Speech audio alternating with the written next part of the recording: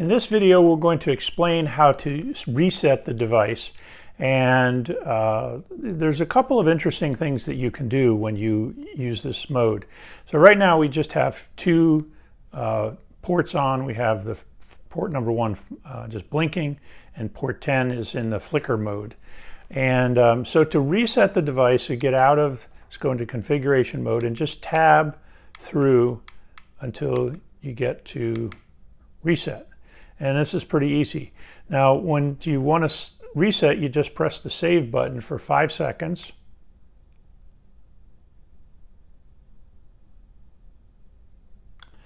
And it will reset all of the settings back to their default settings. There's a page in the book, or there's indications of what those are. Now, if I go into animation mode now, nothing happens, because in reset mode from the factory, from us, the default mode for all of the ports is 0 or off. Now, if you wanted to make all of the lights blinking or all of the lights random, any one of the mode settings, and you didn't want to go one by one to do it, there's a very simple way to do that. The first thing is to go into the configuration mode where the CVs are.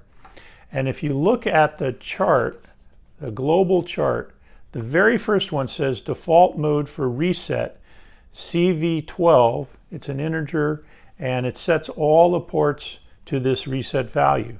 So I happen to know what the port numbers are, what the modes are. So, 1 is on, 2 is flickering, 3 is blinking, and so forth. So let's just use 3 since you're familiar with that. So if I change this value to a 3, okay, and save it, all right, nothing happens yet. That's the default setting for when I reset the device. So now what I'm going to do is I'm going to go to the reset mode we just did. All I'm going to do is hold this and save it again. It's resetting. This time, instead of setting them all to 0, it's going to set them all to mode equal to 3. So if I go into animation mode, I'm going to aim it up because they're all going to blink. All right, so now I've got all of them set to blinking. All right, so that's pretty cool.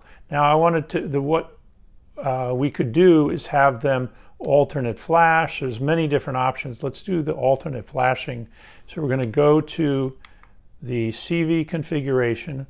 I'm going to set this to 8, or I could set it to arc welding. Let's just use 8. I'm going to save that. I'm going to go to reset, save it again. I'm pressing the save button. 3, 2, 1. Okay, it's going to go through the resetting routine.